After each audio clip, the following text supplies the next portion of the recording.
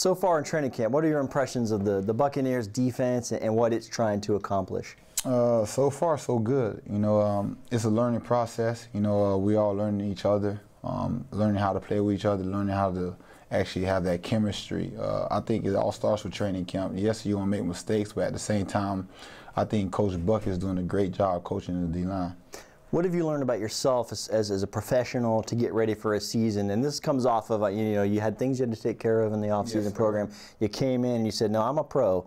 What does that mean, I'm a pro? How do you define the off-season and getting ready? Means a lot, man.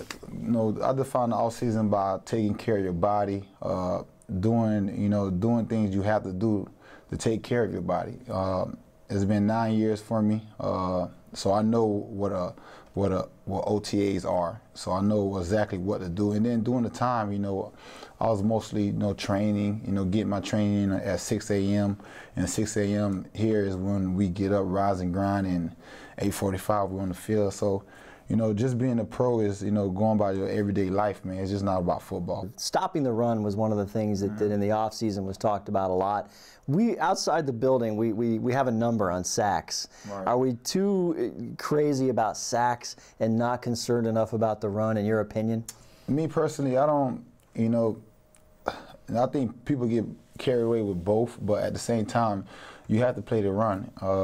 You know, they brought me here for a reason, and I'm a great run stopper, and I take pride in that, because if you can't stop the run, that means that ball's gonna come to you, you know, 24/7, and you don't want that as a defensive end or a nose tackle or a defensive tackle, you know.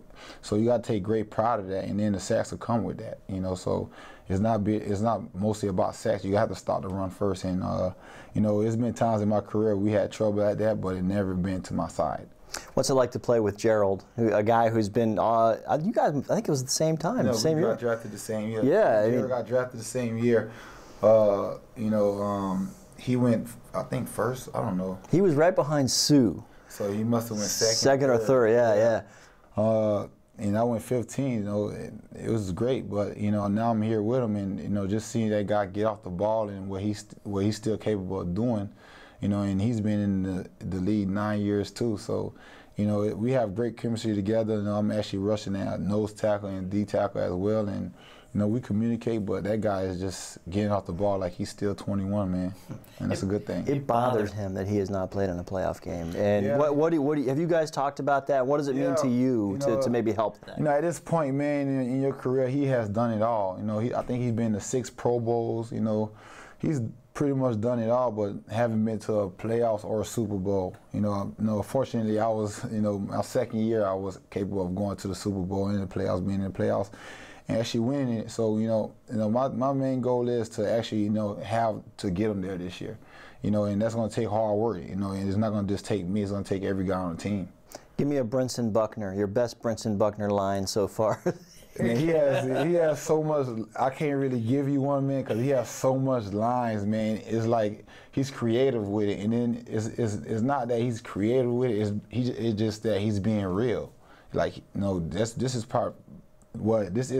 one of the best coaches I've been around. You know, he actually takes his time. I'm not saying all my coaches before doesn't take his time. I'm just saying, like, he takes his time explaining, look, this is what it is.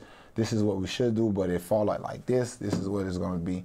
And, you know, I never had a coach to actually do that, and he's just teaching me the game all over again. I mean, you missed him by a few years playing, but is it different do you see a player sometimes when he's in your face?